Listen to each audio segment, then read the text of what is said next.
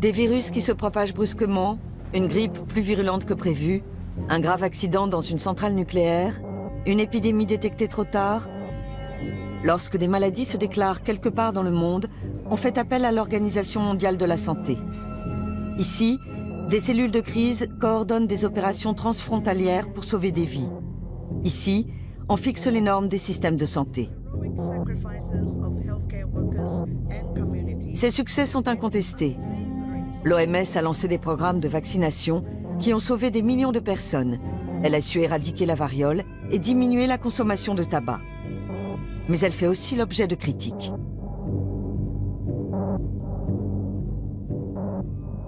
La survie de l'humanité dépend de cet organisme. On a besoin qu'il puisse fonctionner de manière optimale. Or, ce n'est pas tout à fait le cas. D'abord parce qu'il n'y a pas forcément les moyens qu'il faut, l'argent qu'il faut.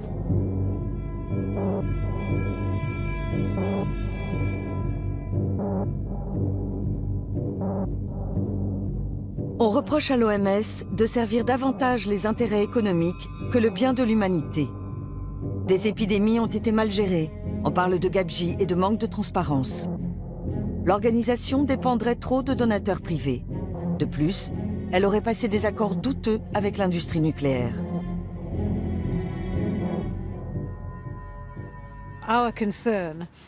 L'OMS, qui est l'autorité internationale en matière de santé, devrait être totalement indépendante de la filière nucléaire. Or, ce n'est pas le cas. L'OMS est sous-financée depuis des décennies. Mais le problème majeur, c'est qu'une grande partie des fonds dont elle dispose lui viennent d'une seule personne, Bill Gates. Si vous demandiez aux gens dans la rue, seriez-vous d'accord pour que l'OMS soit financée par une compagnie aérienne, un fabricant de nourriture industrielle ou toute autre entreprise de ce genre? Vous sentiriez-vous réellement en confiance? Ils seraient sans doute horrifiés. C'est pourtant bien ce qui se passe en ce moment. Les industriels influencent-ils les décisions de l'OMS? Un exemple récent, le glyphosate. Cet herbicide est utilisé dans le monde entier, en Europe et surtout ici, en Amérique du Sud.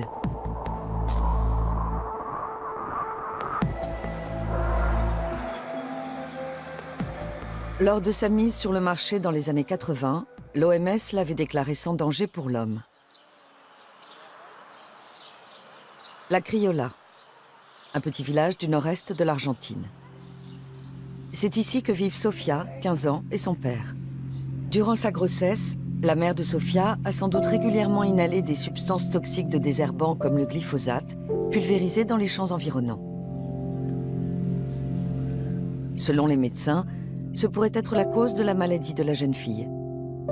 Mais ils n'ont aucune preuve valable au regard de la justice. Sofia est née avec de graves malformations.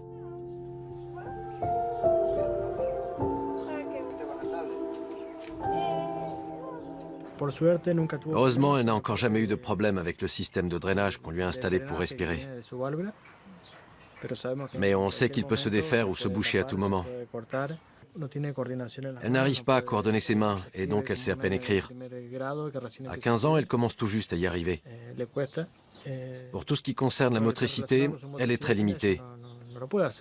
Il lui faut de l'aide pour tout. Sofia vit seule avec son père. Sa mère les a quittés. Pour José, l'Organisation mondiale de la santé fait preuve d'une grande négligence en ne mettant pas la population en garde contre l'usage de pesticides tels que le glyphosate.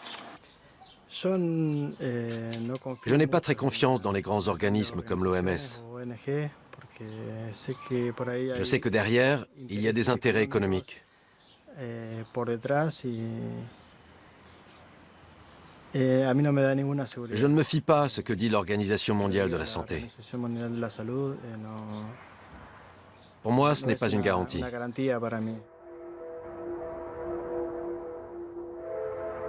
À 600 km plus au sud se trouve la ville de Mercedes. Ici, comme dans le reste du pays, on pulvérise par avion du glyphosate dans les champs. Estanislao, a fait les frais de l'utilisation imprudente de ce produit dangereux. Il n'avait alors que 3 ans.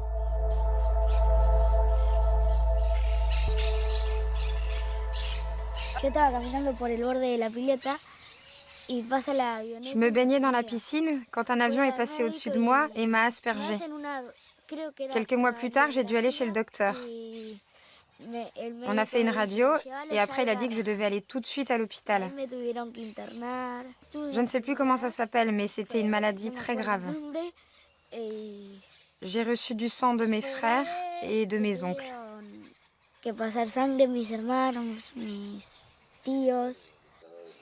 Estanislao a failli mourir d'une leucémie. Ses parents sont convaincus que c'est une conséquence directe de son exposition trop forte au glyphosate. Mais ils ne peuvent pas le prouver. Aujourd'hui, Estanislao a l'air en bonne santé. Seulement voilà, on continue à utiliser du glyphosate tout autour de la maison. On vend le glyphosate comme si c'était du caramel. Tout le monde peut en acheter 20 ou 30 litres. N'importe quelle entreprise agricole peut s'en procurer. Et personne ne vous demandera ce que vous voulez en faire. L'OMS pourrait informer des risques du glyphosate ou proposer des directives internationales sur son usage. Mais elle ne le fait pas. Resistencia, une ville du nord-est de l'Argentine. C'est ici que le biochimiste Horacio Lucero mène des recherches sur le sujet. Il a été l'un des premiers à démontrer le lien entre les mystérieuses maladies et l'herbicide.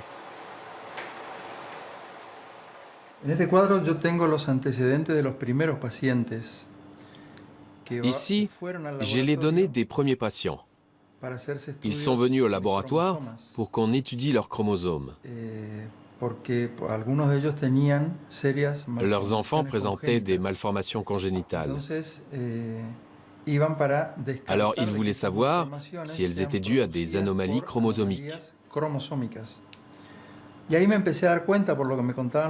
À l'époque, j'ai constaté que ces patients étaient souvent exposés à des pesticides, et dans bien des cas, de manière directe, puisqu'ils travaillaient tous dans les champs.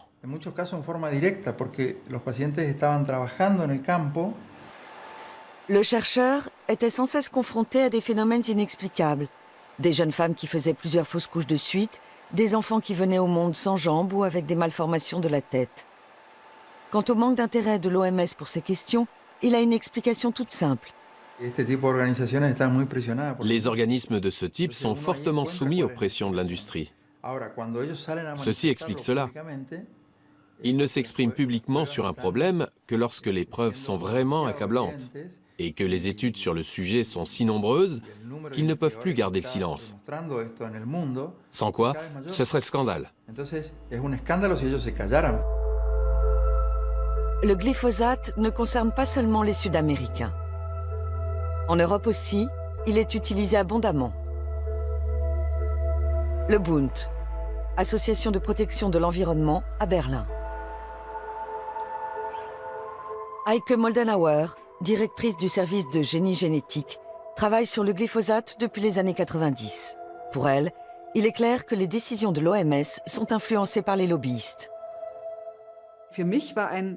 On a eu un très bon exemple de l'influence des industriels sur l'OMS en 1994, soit 2 ans avant la mise sur le marché de soja génétiquement modifié et tolérant au glyphosate.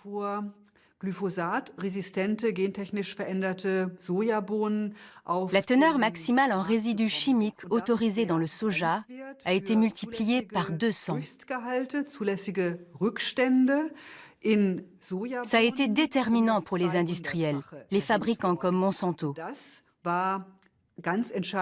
Parce que ça signifiait qu'on pouvait désormais pulvériser du glyphosate sans limite et commercialiser du soja avec une forte teneur en résidus.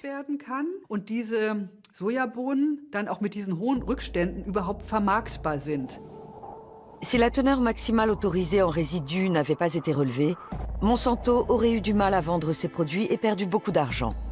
Le groupe ne réagit pas aux critiques dont il est la cible. Officiellement, il n'a versé que de modestes contributions à l'OMS dans les années 90.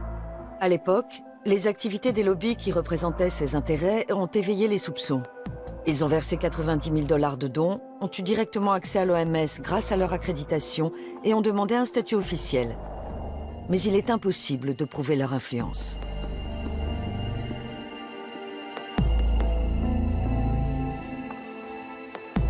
Bien souvent, on ne peut que supposer la pression que certaines entreprises exercent sur les choix de l'OMS. Quand des entreprises, dont l'objectif est évidemment de réaliser des profits, de vendre des marchandises, pèsent sur les décisions de l'OMS, ça crée une porte d'entrée. Et là, il faut tirer la sonnette d'alarme. Mais cette influence peut aussi s'exercer indirectement, par le biais des gouvernements qui défendent les intérêts de sociétés domiciliées sur leur territoire. En septembre 2016, il apparaît clairement que les responsables politiques font pression sur l'OMS et ses commissions pour soutenir leurs économies nationales. Aux États-Unis, un membre du Congrès dénonce le financement de l'Agence de recherche sur le cancer par les autorités sanitaires américaines. Malgré les controverses, les démentis et les incohérences, l'Agence pour le cancer reçoit une aide substantielle provenant de l'argent des contribuables. Pourquoi cette critique? Parce qu'un an plus tôt, l'Agence pour le cancer de l'OMS a classé le glyphosate comme potentiellement cancérigène. L'Organisation mondiale pour la santé est basée en Suisse, à Genève. Elle compte 194 États membres et plus de 7000 collaborateurs dans le monde.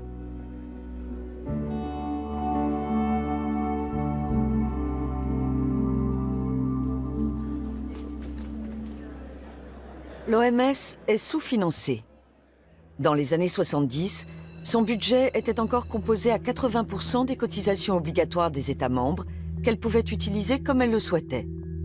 Les 20% restants provenaient de versements volontaires destinés à un usage précis. Aujourd'hui, c'est l'inverse. Manifestement, les pays membres ne veulent pas d'une OMS forte et ont gelé les fonds dont l'organisation peut disposer librement. Ils préfèrent verser des contributions volontaires parce qu'ils peuvent décider eux-mêmes de leur affectation. Les organisations non gouvernementales pointent du doigt ce problème depuis longtemps. Pour Jörg Schaber, spécialiste de l'industrie pharmaceutique, les dons compromettent l'indépendance de l'OMS.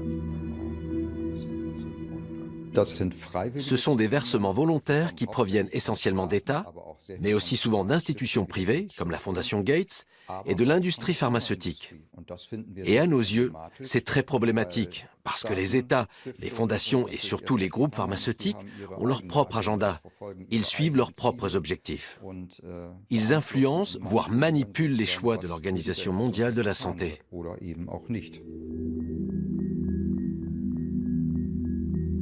Exemple, la grippe porcine H1N1. L'OMS a déclaré la pandémie en 2009, une décision contestée, tout comme les médicaments préconisés à l'époque. Thomas Gebauer, expert en santé publique, estime qu'il est urgent de réformer l'OMS. Pour lui, la gestion du virus H1N1 montre que les décisions prises à Genève doivent être plus transparentes.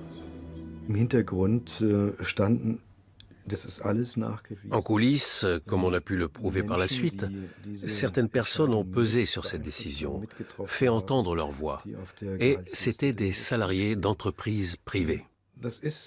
On peut donc légitimement se demander si des groupes d'intérêt ne sont pas intervenus. Voilà pourquoi l'Organisation mondiale de la santé est elle-même convaincue qu'elle doit trouver le moyen d'écarter ces groupes d'intérêt. Selon l'OMS, une campagne d'information indépendante a été mise en place après la grippe H1N1. L'organisation n'a peut-être pas communiqué de manière optimale, mais elle n'a pas commis d'erreur sur le fond. Et depuis, elle tâche bel et bien d'être plus transparente. Malgré tout, pour de nombreux observateurs, ce n'est pas suffisant. Durant l'épidémie de grippe H1N1, les laboratoires pharmaceutiques ont gagné des milliards d'euros. Et ils en profitent encore aujourd'hui. L'oseltamivir, connu sous la marque Tamiflu, est l'un des médicaments qui ont été recommandés à l'époque. Il figure toujours sur la liste des médicaments essentiels de l'OMS. Le fabricant Roche affirme, données à l'appui, que s'il est pris à temps, le Tamiflu est un remède efficace pour le traitement et la prévention de la grippe. Pourtant, beaucoup d'experts le jugent sans effet.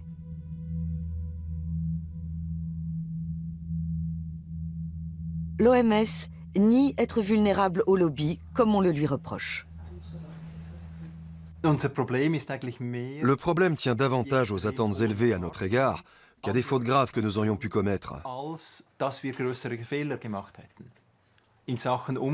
S'agissant des relations avec le secteur privé, nous n'avons pas commis d'erreurs notables.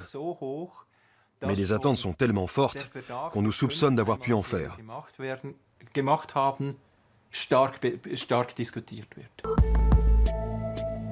En matière de glyphosate, les attentes vis-à-vis de l'OMS n'ont rien d'excessif. Beaucoup demandent juste un positionnement clair. Comme Corinne Lepage, ancienne ministre de l'Environnement. Elle se bat depuis des années contre l'utilisation du glyphosate, souvent vendu sous la marque Roundup. En France, le Roundup est le premier polluant de nos rivières. Il se retrouve en quantité importante dans les poissons et même dans le corps des gens, puisque vous avez vu qu'il y a une analyse qui a été faite de députés européens qui ont du glyphosate dans leur corps à je ne sais combien de fois la dose maximale autorisée pour l'eau potable. 48 députés européens se sont soumis à un test d'urine. Chez certains, la concentration en glyphosate était 25 à 35 fois supérieure au seuil toléré dans l'eau potable.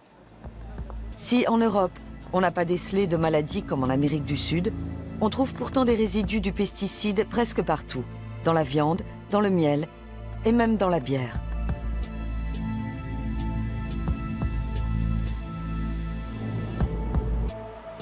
Berlin, siège du BfR, l'Institut fédéral allemand d'évaluation des risques.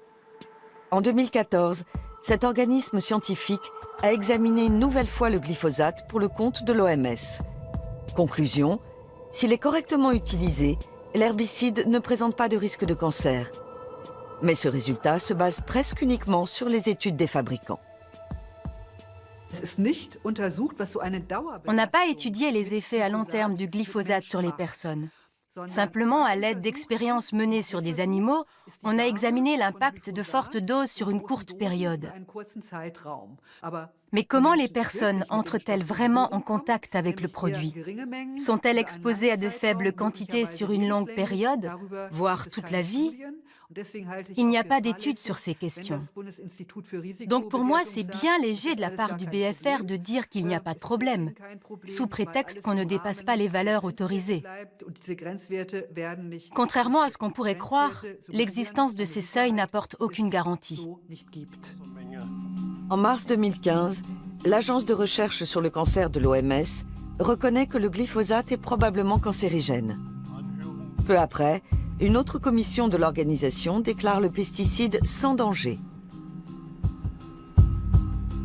Pour de nombreux experts, cet avis a été influencé, car deux membres importants de la commission en question travaillent aussi pour un groupe de pression, l'ILSI.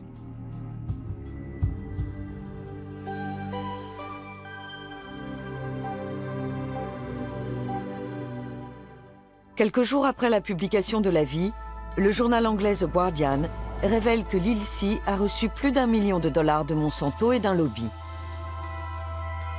L'OMS dément avoir subi des pressions. On ne souhaite pas nous en dire plus sur le glyphosate. D'une manière générale, on ne pense pas que le secteur privé impose trop fortement ses intérêts. Nous ne pouvons pas faire n'importe quoi avec n'importe qui. Nous ne l'avons jamais fait et nous ne le ferons jamais. Mais nous ne pouvons pas non plus nous isoler totalement. Il faut rester pragmatique et trouver le moyen de bien nous protéger tout en étant efficace. Malheureusement, il arrive souvent que certains acteurs cherchent à nous pousser vers un extrême ou un autre. Mais même si l'OMS parvient à se protéger de l'influence des donateurs, le problème du sous-financement subsiste. La crise d'Ebola a montré quelles pouvaient en être les conséquences. En 2014, un virus mortel se propage en Afrique de l'Ouest. Les gens meurent en masse de graves hémorragies internes, de fièvre et de déshydratation.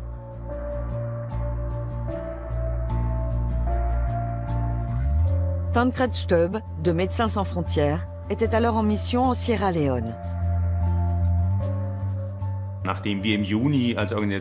En juin, notre association a déclaré que le virus Ebola était hors de contrôle. Mais il a fallu attendre jusqu'en août pour que l'OMS fasse le même constat. Au début, l'OMS nous a reproché de semer la panique, de tirer la sonnette d'alarme pour quelque chose qui n'était pas si grave que ça. Pendant des mois, Médecins sans frontières a organisé l'aide d'urgence et envoyé jusqu'à 4500 collaborateurs sur le terrain. Mais de nombreuses vies auraient sûrement pu être sauvées si la communauté internationale et surtout l'OMS avaient réagi plus tôt. Ebola a fait plus de 11 000 morts.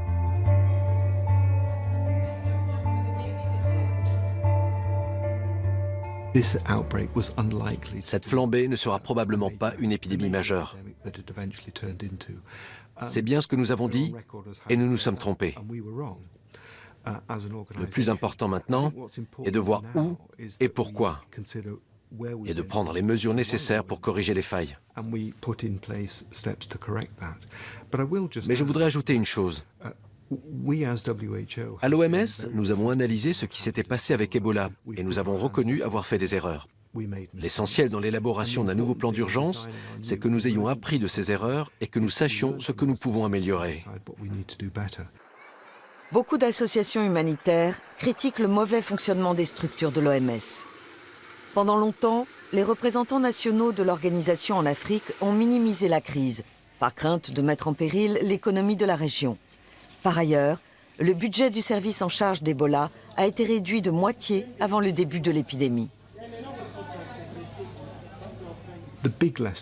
La grande leçon que tout le monde a tirée d'Ebola, c'est que l'OMS doit pouvoir intervenir plus rapidement. C'est un point central dans la mise en place du nouveau plan d'urgence. Nous devons être beaucoup plus réactifs et opérationnels. Ce qui est différent des tâches habituelles que l'OMS accomplit en général de manière irréprochable, à savoir l'élaboration de normes et de réglementations. Seulement voilà, tout cela a un prix. Depuis des années, la directrice générale Margaret Chan réclame une réforme et une hausse des contributions fixes des États membres. Après la catastrophe d'Ebola, le budget du service de crise a été augmenté. Mais cela soulage à peine les tensions financières.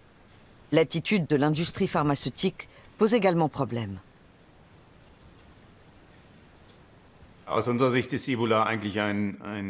Ebola est un exemple très révélateur de toutes ces maladies connues depuis longtemps mais qui ne sont pas étudiées.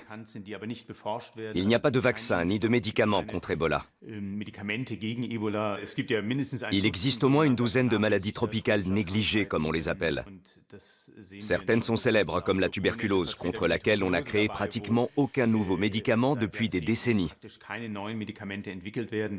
L'une des explications est que ça touche souvent des populations pauvres, qui vivent bien loin de tout marché lucratif.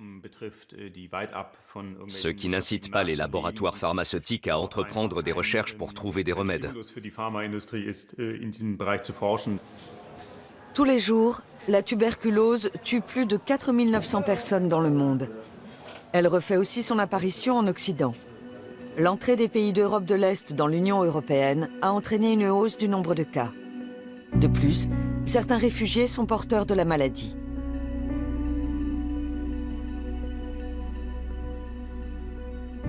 Hôpital de Borstel, dans le Schleswig-Holstein. Aujourd'hui, le professeur Christoph Lange soigne un patient africain. La tuberculose est une maladie de pauvres qui sévit surtout là où les conditions d'hygiène sont mauvaises.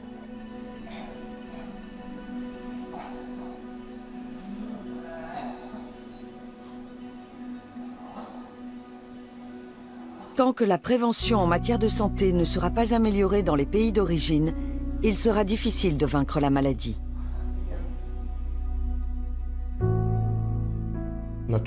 Bien sûr, nous souhaiterions éradiquer la tuberculose. Mais vu la situation migratoire actuelle, ce n'est pas possible. L'OMS serait bien inspirée de faire un peu moins de clientélisme pour les pays riches qui sont moins touchés. Et dans la zone européenne, par exemple, elle devrait inciter davantage les pays riches à venir en aide aux pays pauvres d'Europe de l'Est.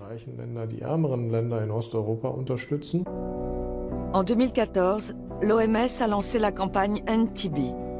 L'un des objectifs est d'éradiquer la tuberculose dans les pays riches, qui sont les moins touchés. Selon certains experts, comme Christophe Lange, c'est une mauvaise idée. L'organisation devrait plutôt se concentrer sur les pays pauvres, où le problème est autrement plus grave. On ne nous accorde une interview que par Skype. Mario Raviglione, directeur du département Halte à la tuberculose, ne comprend pas cette critique.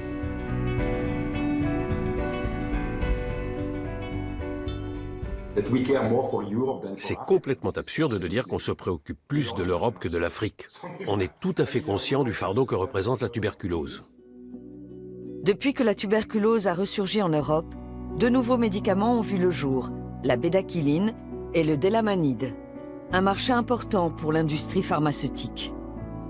L'OMS les a très vite inscrits sur la liste des médicaments essentiels. Ils ne peuvent toutefois être pris que sous surveillance médicale. Jörg Schaber trouve cette décision précipitée.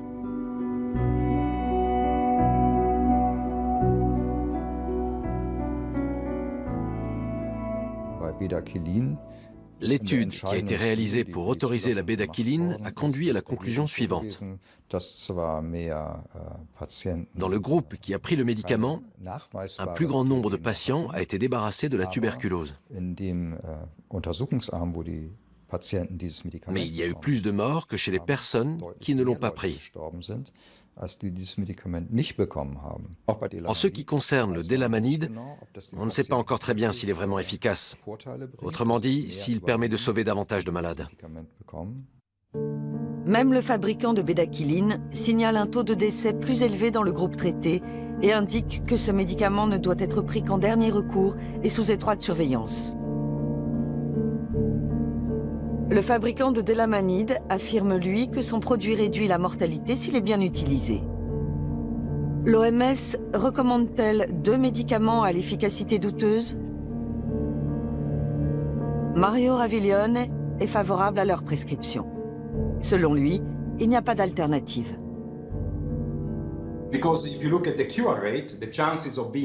Après 6 mois de traitement, les chances de guérison sont nettement plus élevées. Je n'ai pas les chiffres sous la main, mais c'est de l'ordre de 20%. Vu l'urgence sanitaire liée à la tuberculose multirésistante, il nous a paru important d'introduire ces nouveaux médicaments, sous certaines conditions.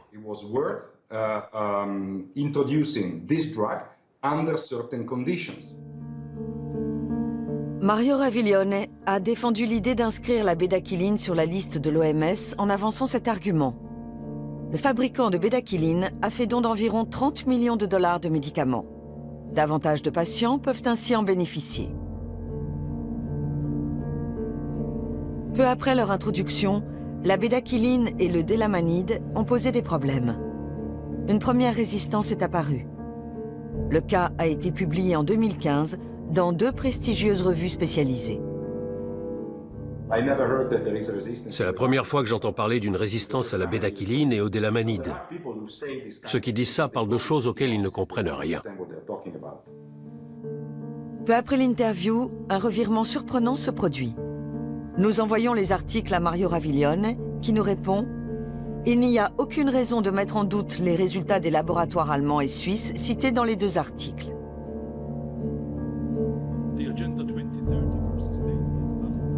Il n'existe pas d'autre remède contre la tuberculose résistante. Mais est-il possible de prendre une décision autonome quand un groupe pharmaceutique donne pour 30 millions de dollars de médicaments et qu'ensuite, la fondation de ce même groupe fait des dons en nature d'une valeur de 10 millions de dollars? Tant que l'OMS dépendra des donations, des contributions volontaires d'entreprises privées, et en particulier de groupes pharmaceutiques, il lui sera difficile de prendre des positions claires et d'agir fermement. Or, c'est absolument indispensable, parce que de nombreuses maladies dans le monde peuvent être évitées. Il serait donc primordial qu'elle soit une structure indépendante. L'université Queen Mary de Londres.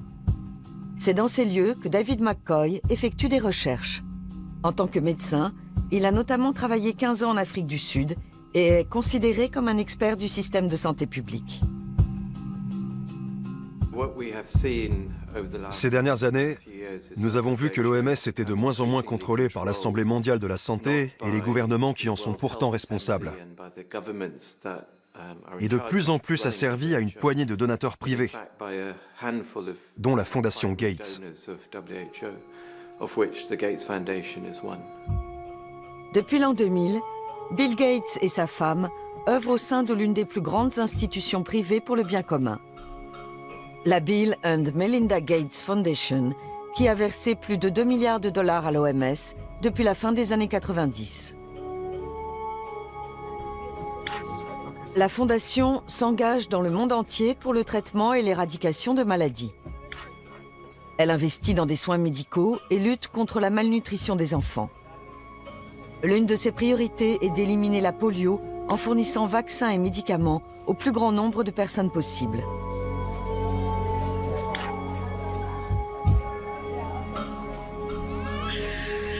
En 2010, Bill Gates a lancé l'opération La décennie des vaccins.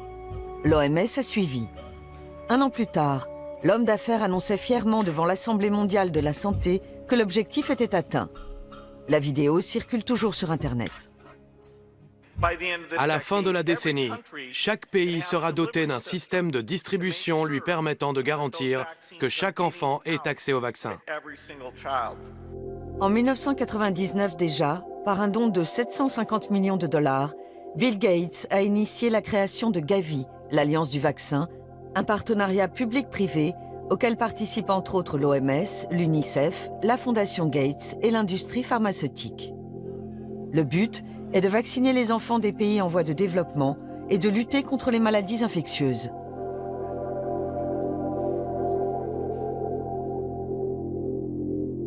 Après les États-Unis, la Fondation Gates et la Grande-Bretagne, Gavi est au 4e rang parmi les donateurs de l'OMS. La Fondation Gates a versé 4 milliards de dollars à l'Alliance et par là même à l'OMS. 2 patrons de grands groupes pharmaceutiques siègent au conseil d'administration de Gavi.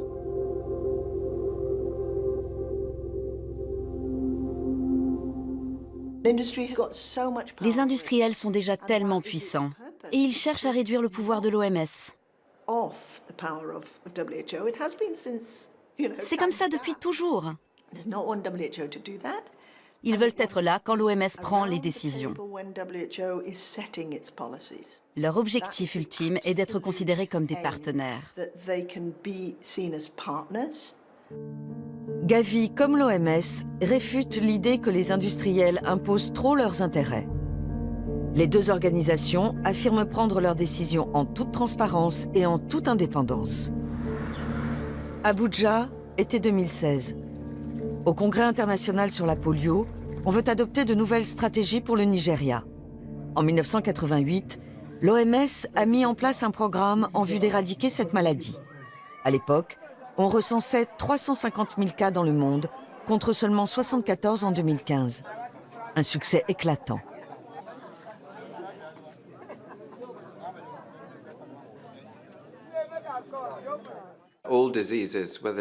Toutes les maladies, qu'il s'agisse du paludisme, de la polio, de la rougeole ou du sida, appellent une solution médicale, une approche technique ou technologique pour les combattre ou prévenir leur apparition.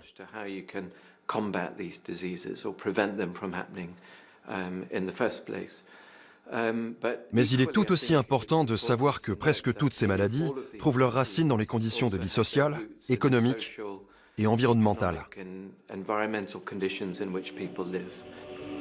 2 tiers des Nigérians vivent dans une pauvreté extrême. Environ 35% n'ont pas accès à l'eau potable. Beaucoup meurent de maladies infectieuses. L'OMS a fort à faire dans ce pays. Pour comprendre l'importance d'améliorer les soins médicaux, il suffit d'aller à l'hôpital de Bori, dans le delta du Niger. Ici, on manque de tout. La salle d'opération et l'ensemble des équipements auraient besoin d'être totalement rénovés. Le docteur Paul Biralo dirige l'établissement. Il travaille 24 heures sur 24, mais ça ne suffit pas.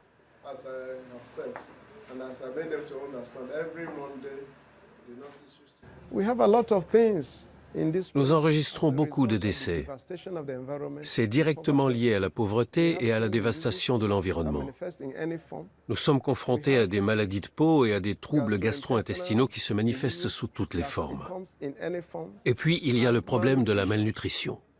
La plupart des enfants meurent de faim parce que leurs parents sont dans la misère. Au centre de soins de l'OMS de la capitale Abuja, on vaccine des enfants tous les jours. L'organisation s'est engagée à poursuivre plusieurs objectifs à long terme. Mais pour le moment, elle consacre plus d'argent aux campagnes d'éradication de la polio qu'à la construction d'infrastructures médicales. Il faut dire que la Fondation Gates affecte plus de la moitié de ses fonds à la lutte contre la polio, ce qui se répercute sur les priorités de l'OMS. Le programme de lutte contre la polio a effectivement pour but d'éradiquer le virus. Il ne vise pas à construire un système de santé. En même temps, je dirais que le personnel contribue largement aux objectifs d'immunisation et de santé publique. Mais la priorité n'est pas de créer des infrastructures sanitaires, c'est vrai. L'accent étant mis sur les campagnes de vaccination, il reste moins de moyens pour d'autres actions. Avec une eau propre et une alimentation suffisante, on pourrait pourtant sauver plus de vies sur le long terme.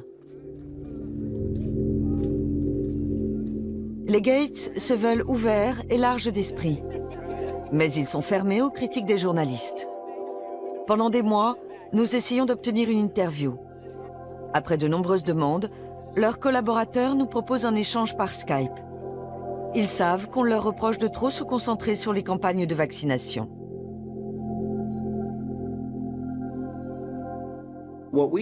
Nous essayons toujours de prendre les mesures les plus efficaces. Et je pense que sur ce point, les campagnes de vaccination sont imbattables. En général, on vaccine un enfant plusieurs fois, après quoi, dans la plupart des cas, il est protégé toute la vie. Les vaccins sont très bon marché par rapport aux coûts qu'occasionne une maladie. En termes de rentabilité, ils sont tout simplement irremplaçables. Bien sûr, il reste encore beaucoup de chantiers. Et même si nous sommes une grande fondation, nous ne pouvons pas tout faire. Nous investissons dans de nombreux domaines, en particulier dans la santé, mais aussi dans le développement agricole, la microfinance, l'approvisionnement en eau et l'hygiène. Mais ces mesures ne semblent pas porter leurs fruits. Chaque jour dans le monde, plus de 2000 enfants meurent de diarrhée, bien souvent dû à un manque d'hygiène. Selon les détracteurs, on se focalise trop sur quelques maladies contre lesquelles il existe des médicaments ou des vaccins.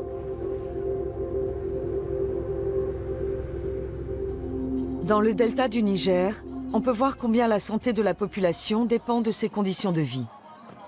Depuis les années 60, des entreprises internationales et nigérianes y extraient du pétrole.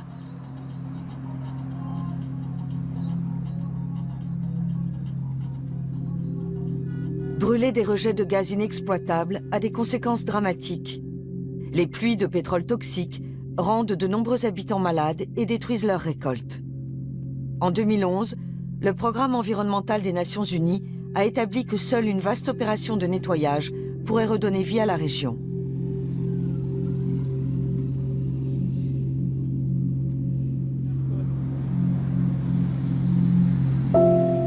Le village de Kana, à l'embouchure du Niger. Les Blancs s'aventurent rarement jusqu'ici, et en général, quand ils le font, c'est uniquement pour tirer profit du pétrole. Chaque visite suscite malgré tout l'espoir que les choses vont enfin bouger.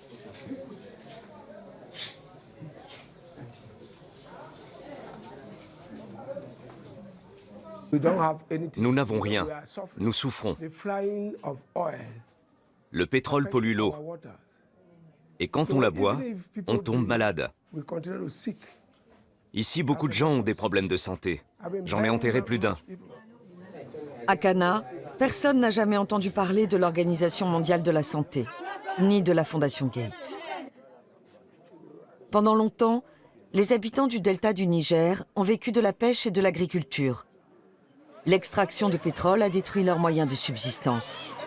Alors aujourd'hui, presque tous les villageois se mettent en marche pour nous montrer la pollution de la région.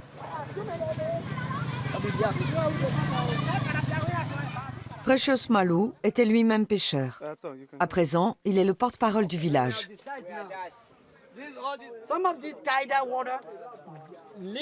Ce cours d'eau est relié à nos sources d'eau potable. Il pollue notre eau. On est bien obligé de la boire parce qu'on n'a pas d'autre approvisionnement ni de système de traitement. Et toute cette eau contaminée se retrouve dans notre estomac. À la saison des pluies, la majeure partie du pétrole est emportée. Mais on en trouve toujours des traces. C'est du pétrole.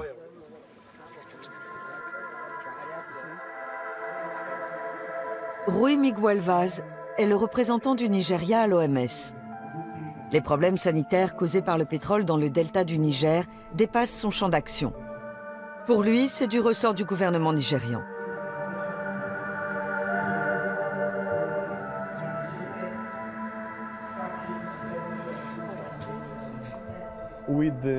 Avec les moyens dont nous disposons, nous ne pouvons pas tout faire. Nous devons fixer les priorités. Notre mission principale était de faire reculer la polio dans ce pays. Le grand souci de nombreux habitants du delta est de ne pas mourir de faim. Or, le poisson et les crustacés périssent à cause du pétrole. Certains pipelines fuient et contaminent la région. Selon les compagnies pétrolières, la pollution est surtout due au vol et au sabotage. Elles promettent néanmoins de réparer les dégâts ou prétendent l'avoir déjà fait. Amnesty International et la population locale démentent. On ne sait pas ce qu'on va devenir. Pour ceux d'entre nous qui sont encore en vie, qu'est-ce qui va se passer? On s'en remet à la grâce de Dieu et aux bienfaiteurs qui entendront peut-être notre histoire.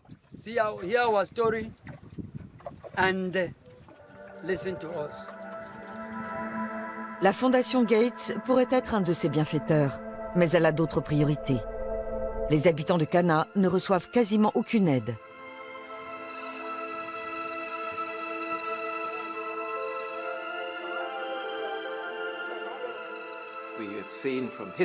L'histoire nous a montré que la santé publique s'était améliorée avant tout grâce au progrès social, au renforcement de la démocratie et de l'équité économique. S'il y a bien une chose qui ferait avancer la santé dans le monde, ce serait une redistribution des richesses. Ce n'est visiblement pas la préoccupation de la Bill and Melinda Gates Foundation. Au contraire, elle gagne de l'argent avec des entreprises qui sont soupçonnées de détériorer les conditions de vie de nombreuses personnes. Dans sa déclaration d'impôt, la Fondation doit indiquer comment elle place ses fonds. Bill et Melinda Gates en sont les administrateurs. Le politologue Thomas Kuchenmeister a regardé ces investissements de plus près.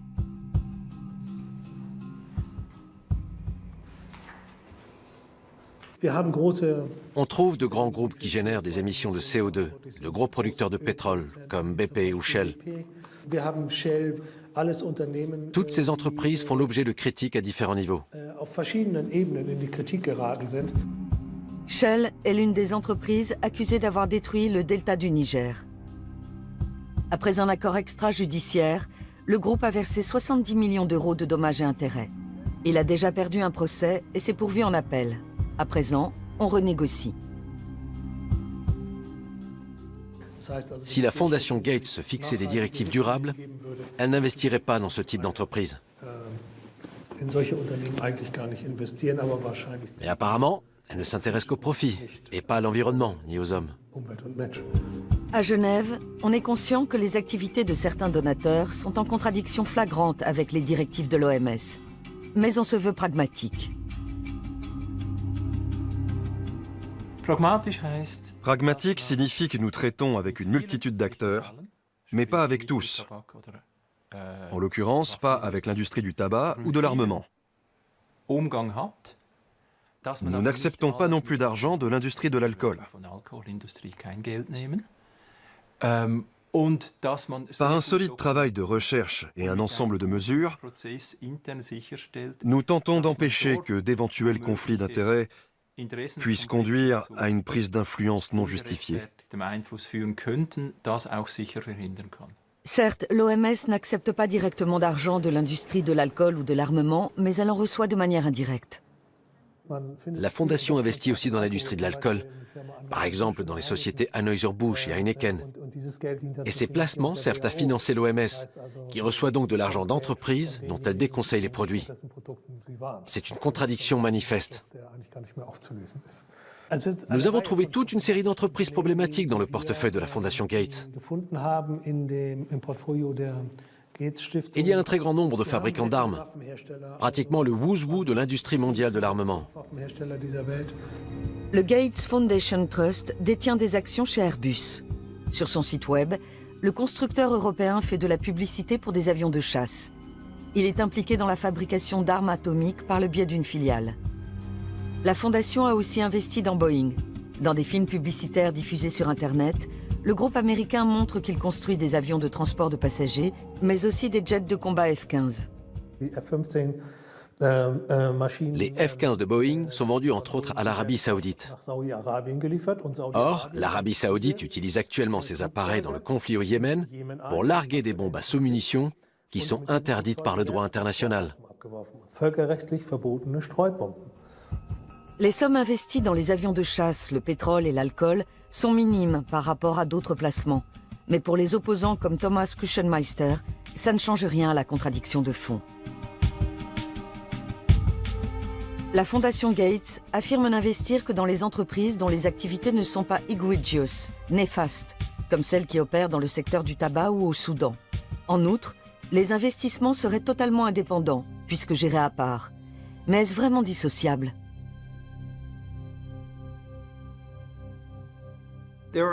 Il existe deux entités distinctes. La Bill and Melinda Gates Foundation, l'association de bienfaisance dans laquelle je dirige le programme de développement mondial, et le Bill and Melinda Gates Trust qui gère les investissements. Personnellement, je n'ai pas connaissance des placements effectués par cet organisme et je ne prends pas part à ces décisions. Donc je ne suis pas vraiment en position de parler en son nom.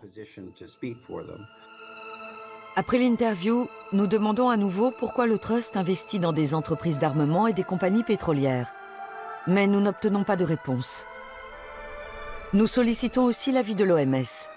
On nous informe par écrit qu'une évaluation des risques est en cours pour empêcher une prise d'influence inappropriée. Selon nos interlocuteurs, un financement provenant de la Gates Foundation ne serait pas problématique.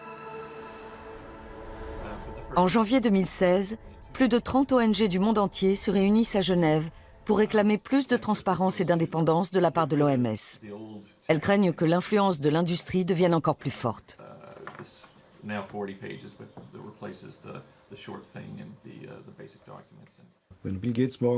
Si demain Bill Gates décidait de soutenir plutôt l'éducation ou la protection de l'environnement, qui sont aussi de bonnes causes, l'OMS s'effondrerait. Le pouvoir de décision est dans les mains d'une seule personne. C'est digne d'une structure féodale. En tant que société démocratique, nous devons prendre la mesure des processus que nous avons laissés apparaître. Tariq Djazarevich est porte-parole de l'OMS. Il ne voit pas de problème à ce que la Fondation Gates donne beaucoup d'argent à l'organisation. De même, il récuse la thèse selon laquelle du personnel de l'OMS figurerait sur la liste des salariés de la Fondation. Je ne pense pas que nous ayons un seul collaborateur qui soit payé par une fondation. À partir d'un certain niveau de responsabilité, tous les employés doivent faire une déclaration de conflit d'intérêts. KM Gopakumar a des preuves qui contredisent les déclarations du porte-parole. Il a découvert récemment un échange de mails internes dont il ressort qu'un haut responsable de l'OMS est payé directement par la Fondation Gates.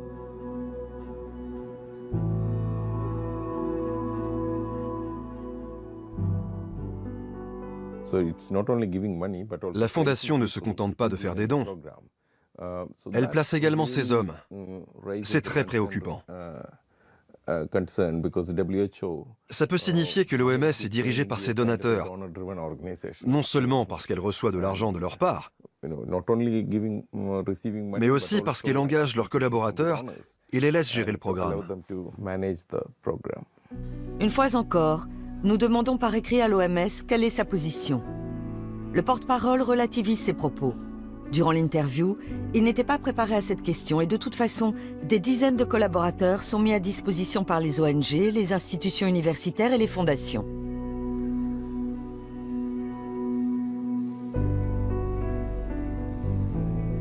James Love a ses entrées dans la politique genevoise et dispose de nombreuses informations internes. Lui aussi voit d'un œil critique l'évolution de l'OMS.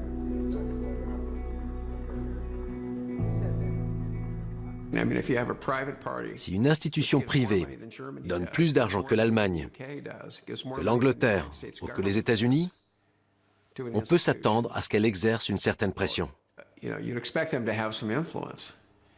Il serait naïf de croire le contraire. Souvent, les gens ne voient pas ce que ça implique, ni quels sont les objectifs de la Fondation Gates. Il faut bien se rendre compte que les collaborateurs de Gates ne viennent pas sans arrière-pensée. Ils ont une idée bien précise de ce qu'ils veulent faire. Chris Elias, le porte-parole de la Fondation Gates que nous avons joint par Skype, ne comprend pas ces critiques. Nous nous considérons comme un partenaire de l'Organisation mondiale de la santé. Nous reconnaissons que l'OMS est régie par ses États membres à l'Assemblée mondiale de la santé. Et nous essayons d'ajuster notre aide au budget qui est voté tous les 2 ans à cette Assemblée.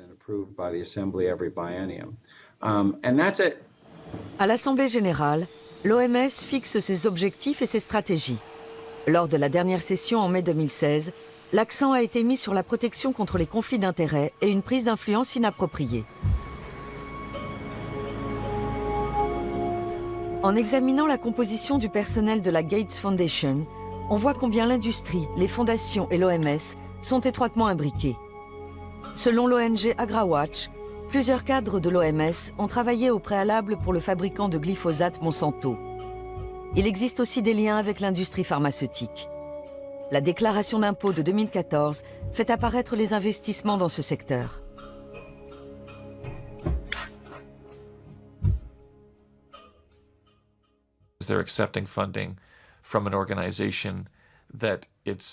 L'OMS accepte de l'argent d'une fondation dont les finances dépendent du succès de l'industrie agroalimentaire et pharmaceutique. Cette fondation a donc un intérêt financier à dissuader l'OMS d'adopter des réglementations qui pourraient nuire à la filière agroalimentaire. Et pour la même raison, elle l'incite à faire la promotion de produits pharmaceutiques. L'OMS est régulièrement la cible de ce genre de reproches.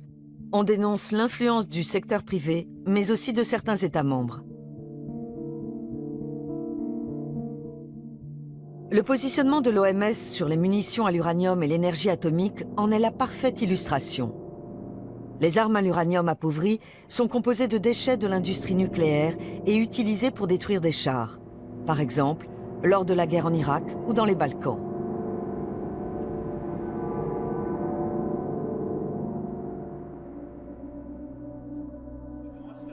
Alex Rosen, porte-parole de l'Association internationale des médecins pour la prévention de la guerre nucléaire, a étudié les risques liés à ces armes. L'uranium est un métal lourd et donc toxique. Il est nocif pour tout le corps et surtout pour les reins. Il peut aussi provoquer des cancers ou des malformations du fœtus pendant la grossesse. Les chars abandonnés représentent un danger particulièrement important. Le contact avec les particules radioactives peut causer des cancers, notamment des lymphomes et des leucémies. En Irak, de plus en plus d'enfants viennent au monde avec des malformations. Les scientifiques y voient un lien avec les munitions à l'uranium appauvri.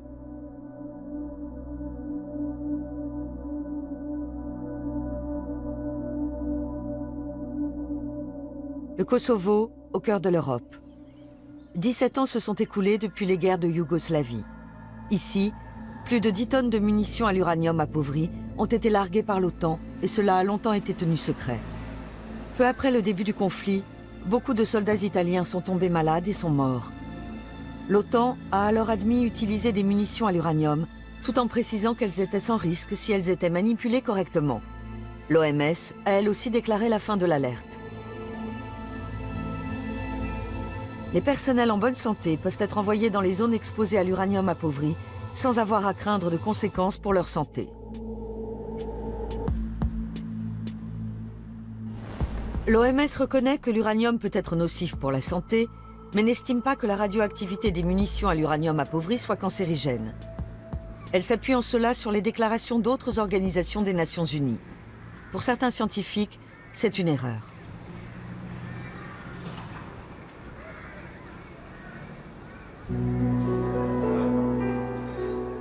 Kees Beverstock est de cela. Nous le rencontrons à Berlin lors d'un congrès sur les dangers du nucléaire. Pendant plus de 10 ans, il a dirigé le programme de radioprotection de l'OMS. Aujourd'hui, il informe sur les risques de la radioactivité. Il est convaincu que le contact avec l'uranium appauvri peut avoir des répercussions sur le patrimoine génétique. Personne ne s'était demandé si ça pouvait être génotoxique, c'est-à-dire endommager l'ADN, et donc provoquer des cancers, des malformations à la naissance ou autres problèmes.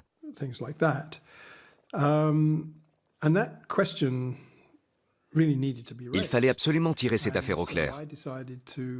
Alors j'ai décidé de réaliser une étude avec quelques collègues. L'OMS a refusé de la publier.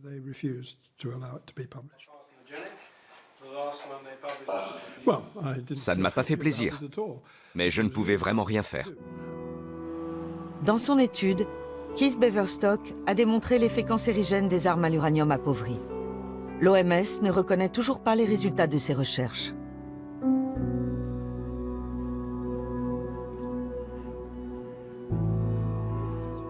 Des études scientifiques indépendantes sont absolument nécessaires. Nos confrères en Serbie et au Kosovo nous signalent régulièrement une hausse sensible des cas de cancer et d'autres maladies dans les régions exposées aux radiations.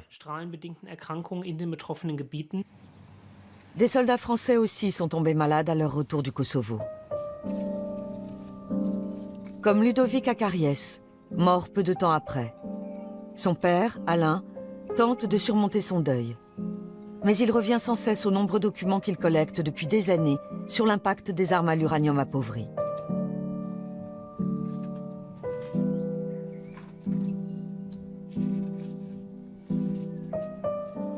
On ne parlait pas d'uranium appauvri à l'époque. Donc moi, il n'y a pas de renseignements et tout. Ben, j'ai dit c'est la fatalité, c'est le sort, c'est le mauvais sort, et c'est arrivé, c'était son destin. Bon. Mais seulement en 99 et en 2000, les télévisions, les journaux parlaient de l'uranium appauvri dans le Golfe. Et ça a cheminé dans ma tête. Et c'est comme ça que petit à petit, j'ai recherché tous les documents qui pouvaient expliquer éventuellement le décès de mon fils. Ludovic a été envoyé dans les Balkans par l'armée française. Son père a découvert que le camion qu'il conduisait avait été utilisé en Irak peu de temps avant. Il pense que là-bas, le véhicule a subi une contamination radioactive qui serait à l'origine de la maladie de son fils. Mais il ne peut pas le prouver. Le ministère de la Défense exclut que Ludovic ait été touché par des radiations. De retour en France, les médecins lui diagnostiquent un cancer. Ils ont provoqué un coma artificiel. Ils l'ont plongé dans le coma pour commencer la chimiothérapie tout de suite. Sinon, il risquait de mourir étouffé.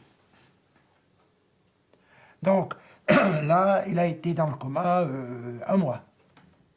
Première chimio, etc., tout. Jusqu'à ce que ça aille un peu mieux. Mais il pesait 35 kilos, 35 à 38 kilos, pour 1m70. C'était une vision d'horreur.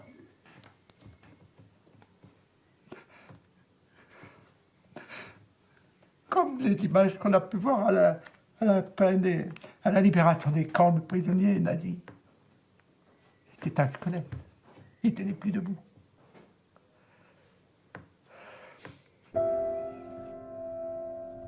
Ludovic meurt à 27 ans. Dans l'armée italienne aussi, de mystérieux décès surviennent. Salvatore Vacca est le premier à succomber d'une leucémie. Valérie Mélis, Fabio Maniscalco et Luca Seppe connaissent le même sort. Le ministère italien de la Défense accordera des dommages et intérêts pour un montant total de 30 millions d'euros.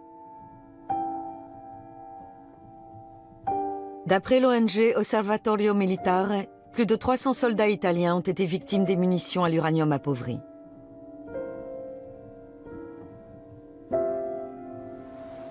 Des troupes allemandes étaient également stationnées dans les Balkans. Officiellement, aucun soldat allemand n'a subi de dommages du fait d'armes à l'uranium. Alain attaque l'OTAN en justice. Il a abandonné l'espoir d'une prise de position de l'OMS. L'OMS, plus ou moins, je dirais en otage, parce que l'OMS n'est pas libre de dire... Les responsables de l'OMS qui le déclarent, on les vire.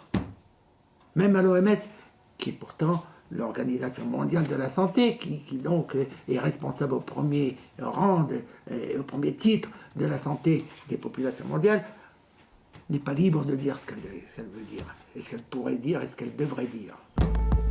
Lors de l'Assemblée plénière des Nations Unies en 2008, l'OMS a remis en cause l'existence d'un lien entre la mort des soldats et l'utilisation d'armes à l'uranium appauvri. Elle a promis une nouvelle étude qui n'est toujours pas parue à ce jour.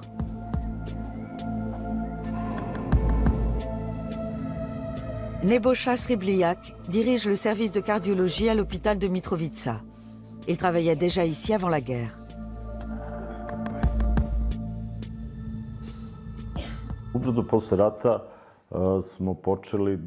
À la fin de la guerre, nous avons constaté une hausse inquiétante du nombre de décès par cancer du poumon. Ce qui était intéressant pour nous sur le plan scientifique, c'est que les patients étaient beaucoup plus jeunes qu'avant la guerre. Jusque-là, les personnes qui déclaraient la maladie étaient en général plus âgées. C'est ce qui nous a incités à entreprendre d'autres recherches. En analysant les résultats, nous avons découvert que la majorité des patients avaient souvent séjourné dans les zones contaminées avant de tomber malades. Le médecin a relevé un doublement du nombre de cancers depuis 1990 dans la région de Mitrovica. Selon d'autres experts, ces études ne sont pas probantes.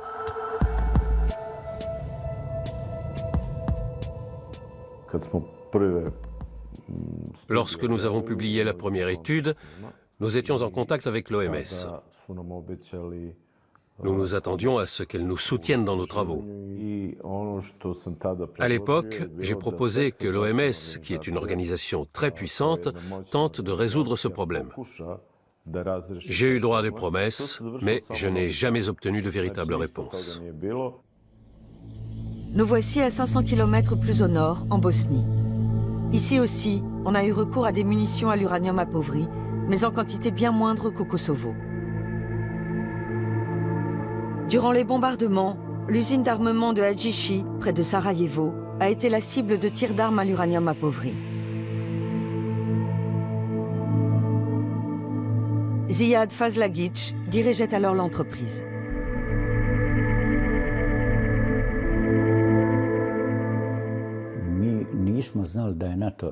Nous ne savions pas que l'OTAN avait utilisé de l'uranium appauvri lors de ses attaques. Au cours des travaux de déblaiement, les ouvriers ont même joué avec les munitions. Ça faisait de jolies étincelles quand ils les jetaient.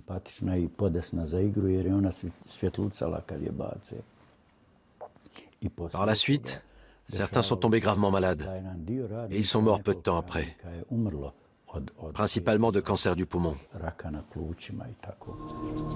Officiellement, le site est considéré comme décontaminé. Mais des témoins rapportent qu'il n'a été nettoyé que superficiellement. Là où l'on a décelé de la radioactivité, on a simplement déversé du béton jusqu'à ce que les radiations ne soient plus détectables. Beaucoup de projectiles sont restés dans le sol. Le vrai problème, à mon avis, c'est l'eau. Est-ce que l'uranium s'est infiltré sous terre et a atteint la nappe phréatique? Est-ce qu'il contamine l'herbe dont se nourrit le bétail? Ici, la peur est permanente. On se demande constamment si on est contaminé. L'impact des munitions à l'uranium enfouies dans le sol fait débat. On se demande entre autres si elles contaminent réellement la chaîne alimentaire. Toutes ces questions pourraient être élucidées, mais cela ne semble pas intéresser la communauté internationale.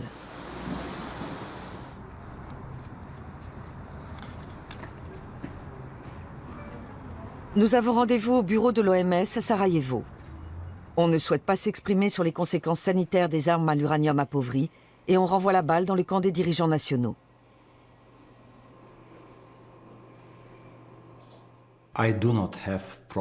Je n'ai pas vraiment d'informations à ce sujet. Je ne peux donc pas vous dire grand-chose, si ce n'est que le gouvernement prend le problème très au sérieux et qu'avec l'aide de la communauté internationale, il met tout en œuvre pour décontaminer la région. Bien sûr, les zones interdites d'accès constituent une menace pour la population et tous les ans, on déplore des victimes. Mais pour ce qui est de l'uranium, là vous m'en demandez trop.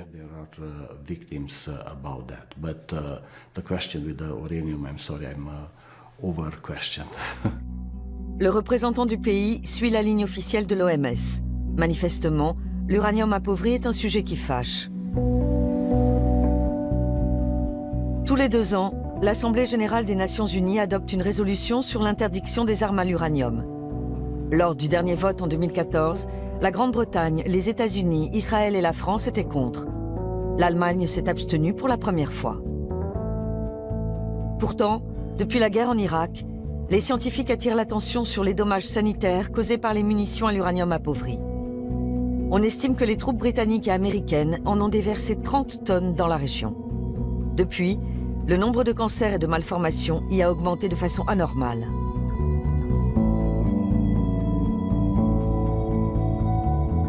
Le gouvernement allemand est très divisé sur la question.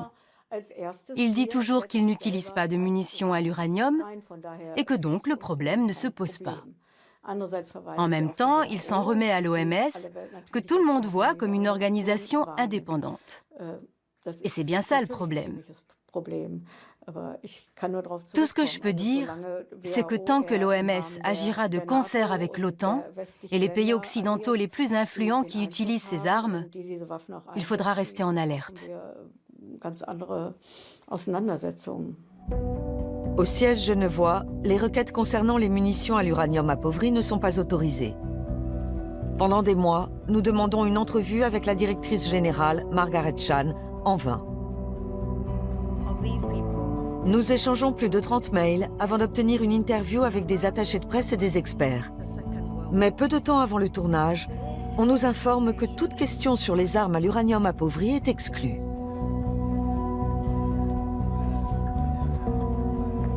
Même quand nous demandons quel est le budget pour l'étude de l'impact sanitaire de la radioactivité, le porte-parole Gregory Hartel ne répond pas.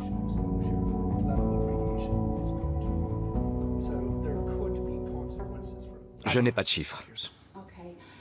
Vous ne pouvez pas dire combien d'argent vous donnez à chaque service? Non. Le porte-parole explique qu'une étude sur l'impact sanitaire des munitions à l'uranium appauvri est en cours. Je ne connais pas les détails. Il s'intéresse plus aux différents types de radiation qu'aux différents lieux. Mais je ne peux pas vous dire exactement.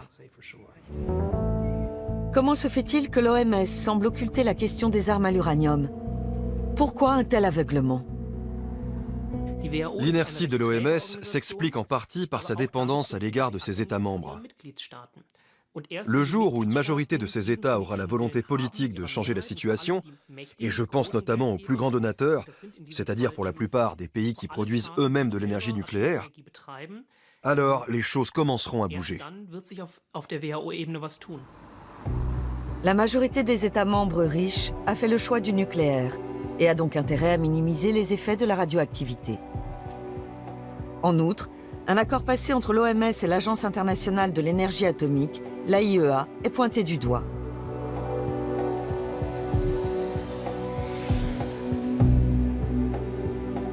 Corinne Lepage fait partie des détracteurs.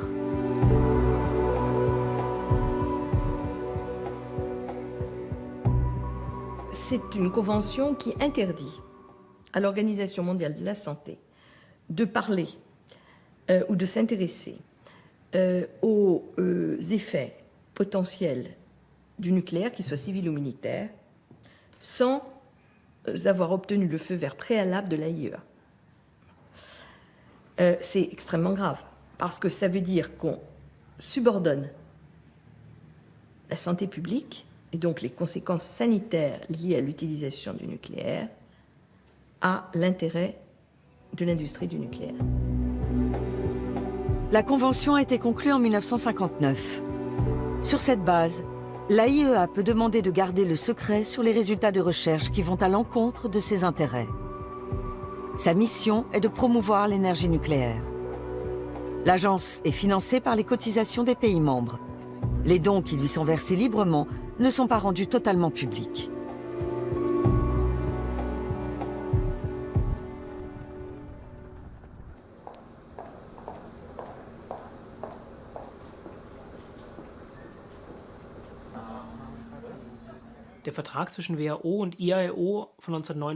L'accord passé en 1959 entre l'AIEA et l'OMS est un accord tout à fait classique, comme il en existe entre toutes les organisations des Nations Unies. En même temps, il s'agit d'un traité léonin. L'OMS a intérêt à mener des études indépendantes sur l'impact sanitaire de produits industriels toxiques. Or, l'AIEA a inscrit dans son préambule qu'elle souhaitait promouvoir le nucléaire dans le monde. Il s'agit clairement d'un conflit d'intérêts, car le nucléaire est une industrie nocive pour la santé, et cet accord empêche l'OMS de réaliser des études indépendantes. L'OMS ne voit là aucune contradiction. Cet accord est vraiment d'un autre temps. Il n'a plus aucune signification. Nous assistons aux réunions importantes des uns et des autres. Par exemple, l'AIEA cherche à rendre les centrales nucléaires plus sûres. Et de toute évidence, plus elles sont sûres, moins elles sont susceptibles de menacer la santé publique. Donc c'est intéressant pour nous. En revanche, nous évaluons seuls les conséquences sanitaires des radiations. En 2011 déjà, les Verts allemands ont appelé leur gouvernement à exiger de l'Assemblée de l'OMS qu'elle mette fin à la convention avec l'AIEA. La demande a été rejetée, au motif qu'il existe déjà de nombreux accords de ce type. Mais pour Sylvia Kottinghull, députée au Bundestag, cette convention n'est pas le seul problème.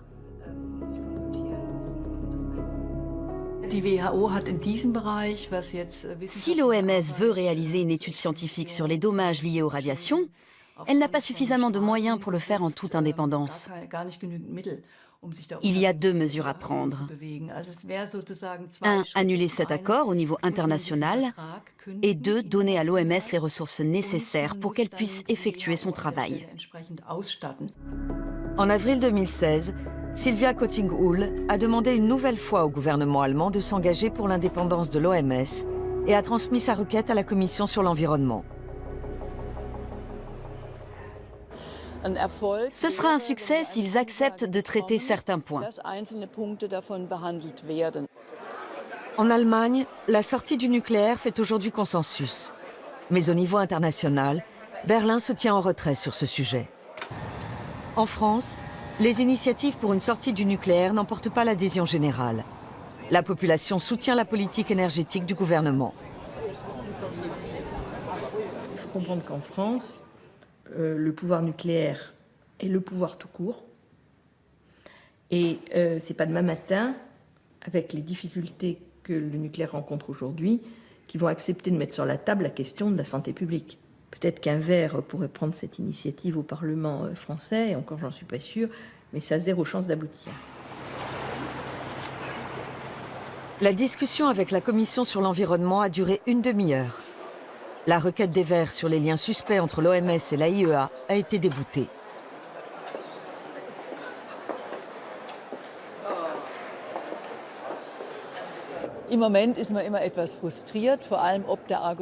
Sur le moment, on est toujours un peu frustré. Le ministère de l'Environnement a rejeté notre demande en arguant que l'accord entre l'OMS et l'AIEA était bon et juste.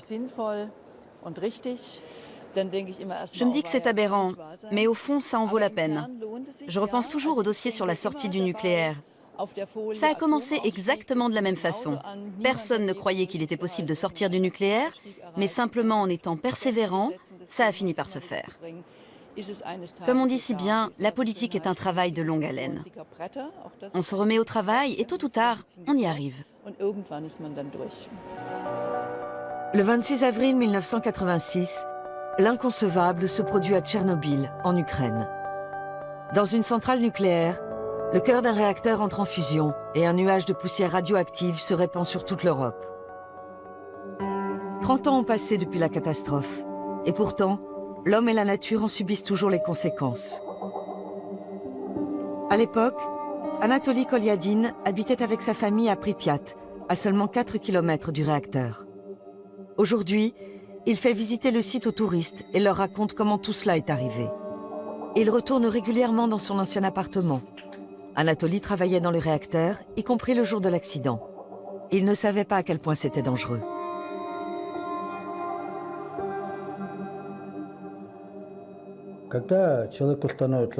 Quand les gens ont commencé à se sentir mal, à avoir des vertiges et des nausées, on a compris qu'ils avaient été exposés à plus de 100 röntgen. Mais les premiers jours, on n'avait même pas de compteur Geiger. La population n'a pas été informée des dangers des radiations. Les évacuations en masse n'ont commencé qu'une semaine après l'explosion. Aujourd'hui, Anatoly est inapte au travail. Mais il a eu de la chance, il a survécu. Beaucoup de ses amis et collègues sont morts. Il y a toutefois de vives polémiques sur le nombre de victimes et les méthodes de comptage.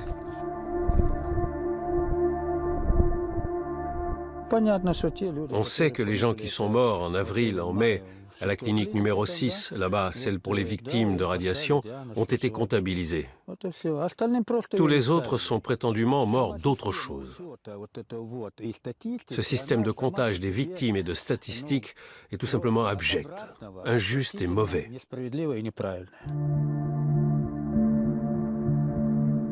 Les affirmations d'Anatoly sont confirmées par de nombreux scientifiques. On sait aujourd'hui que le gouvernement de l'ex-Union soviétique a manipulé les chiffres.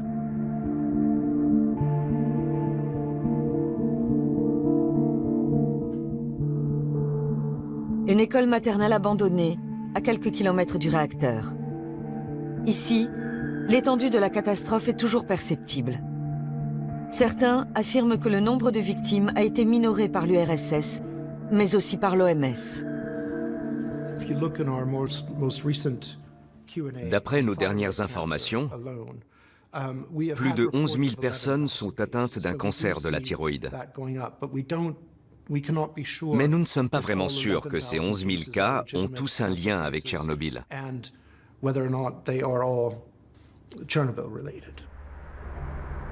De nombreuses études montrent que le bilan est nettement plus lourd. Ainsi, le rapport Torch, commandé par les Verts européens, indique que Tchernobyl a causé jusqu'à 60 000 décès par cancer de plus.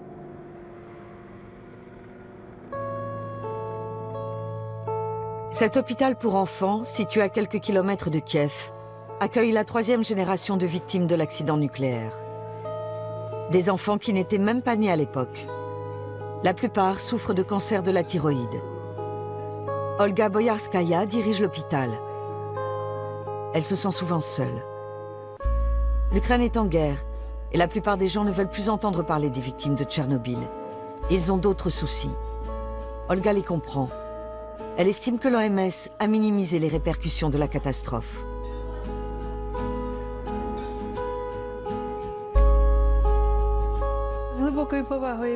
J'ai beaucoup de respect pour l'OMS. Mais si les membres de cette organisation venaient passer 5 ans ici, alors la situation changerait. Natalia Borovic veut faire examiner sa fille Alina. Elle-même avait 8 ans lorsque le réacteur a explosé. Elle n'a quitté la région que 5 ans après l'accident. Entre-temps, elle a dû se faire retirer la thyroïde.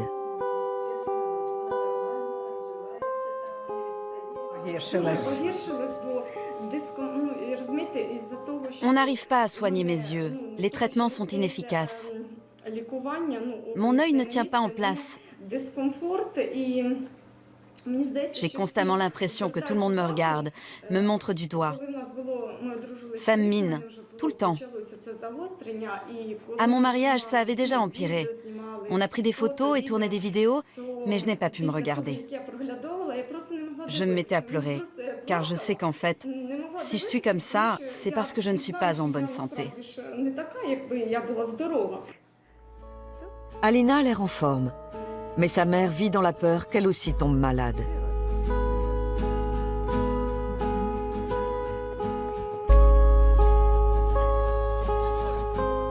30 ans après le désastre, beaucoup de denrées alimentaires sont toujours irradiées dans les environs de Tchernobyl. En Ukraine et en Biélorussie, 5 millions de personnes vivent sur un sol contaminé.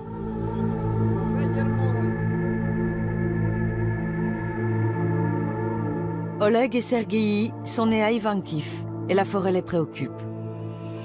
Elle est contaminée et pourtant on continue de la brûler. Les riverains respirent donc de la fumée radioactive.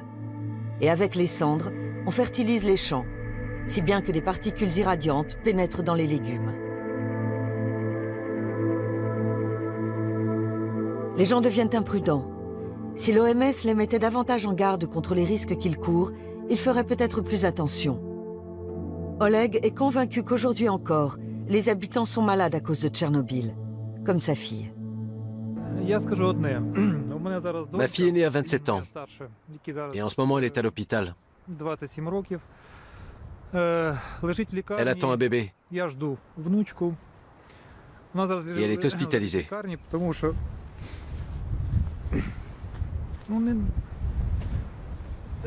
Parce qu'elle risque de le perdre.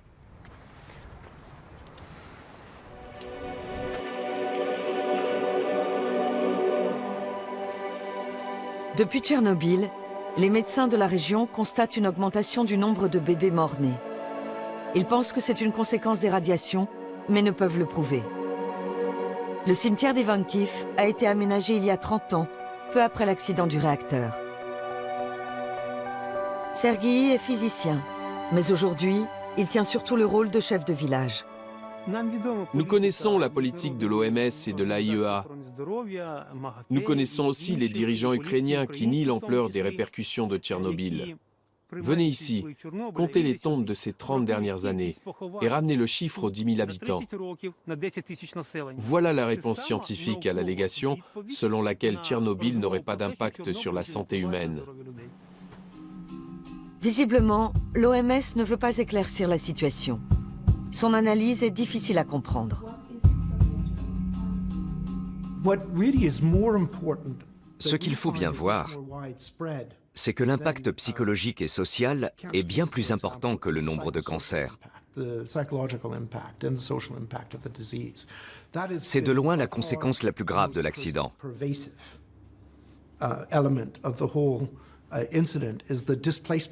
Les gens ont été déplacés et ils ont souffert des changements sociaux et économiques liés à la catastrophe, parce qu'ils ont dû partir de chez eux et que leur vie a été détruite économiquement. Et puis le fait de ne pas savoir si on est tombé malade à cause de Tchernobyl, c'est quelque chose qui peut vous ronger. La catastrophe a évidemment des répercussions psychologiques, mais cela n'explique pas le nombre colossal de cancers.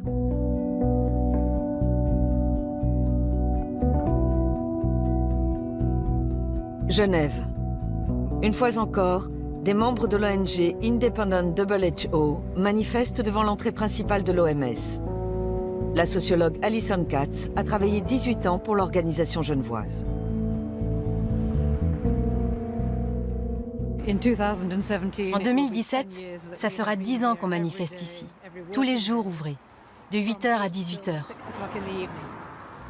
Alison Katz en est persuadée. On ne peut pas croire aux déclarations de l'OMS sur Fukushima et Tchernobyl.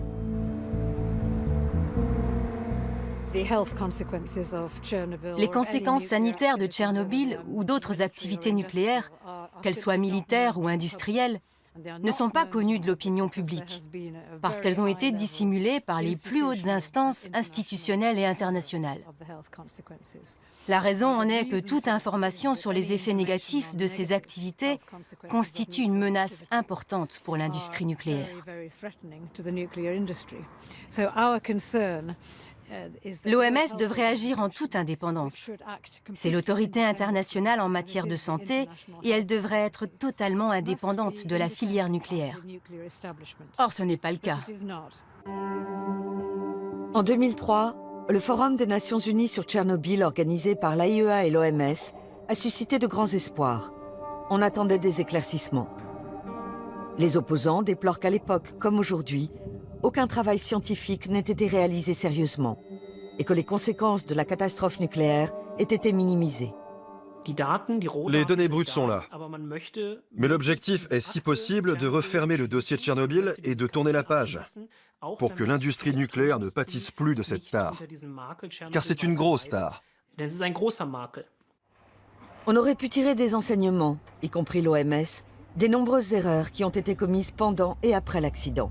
Mais apparemment, c'est l'inverse qui s'est produit. Japon, mars 2011. Les 3 réacteurs de la centrale atomique de Fukushima entrent en fusion après un violent séisme.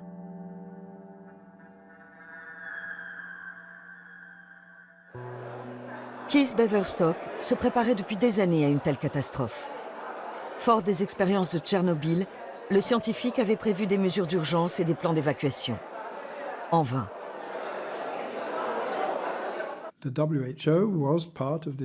L'OMS a participé à une commission internationale dirigée par l'AIEA. Mais ça n'a pas fonctionné. Tout simplement.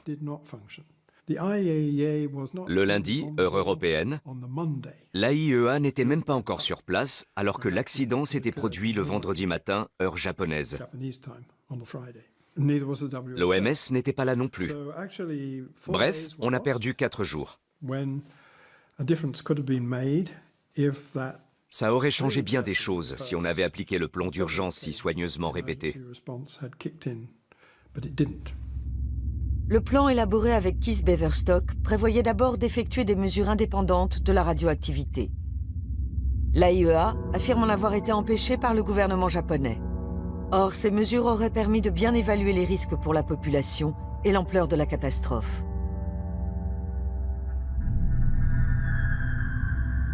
En principe, l'OMS devrait diligenter sans plus attendre des études indépendantes, puisqu'elle est censée agir pour la santé de tous et rester scientifiquement neutre et irréprochable.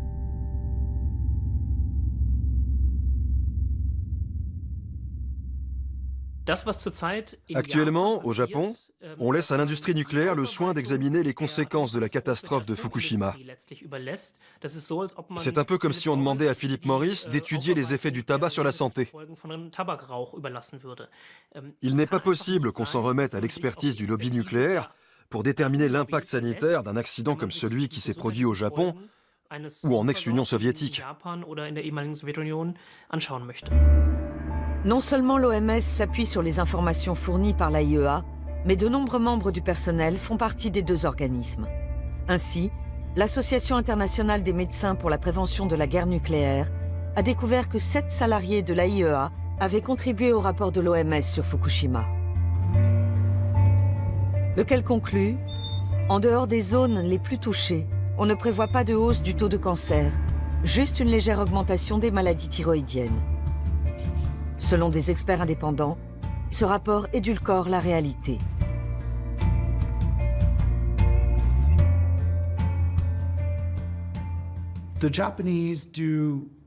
Les Japonais réalisent énormément de dépistage et ils ont décelé beaucoup de cancers de la thyroïde. Certains sont sans doute une conséquence de Fukushima, mais on en a trouvé une partie simplement parce qu'on a cherché. Quand on cherche, on trouve. Donc si on a décelé bien plus de cancers, c'est parce que même les personnes qui ne sont pas touchées et qui ne vivent pas dans la zone à risque de Fukushima sont dépistées. Tout le monde est dépisté. On trouve comme ça beaucoup de kystes ou de tumeurs bénignes qu'on n'aurait pas trouvées autrement. Bref, c'est une très bonne chose pour la population qu'on procède à ces dépistages. Les dépistages jouent bel et bien un rôle. Mais pour les experts, ça n'explique pas la forte hausse du nombre de maladies. Fukushima montre que face à un accident nucléaire, l'OMS n'agit pas de manière autonome. En cas de nouvelle catastrophe, elle sera sans doute encore tributaire du gouvernement concerné et de l'AIEA.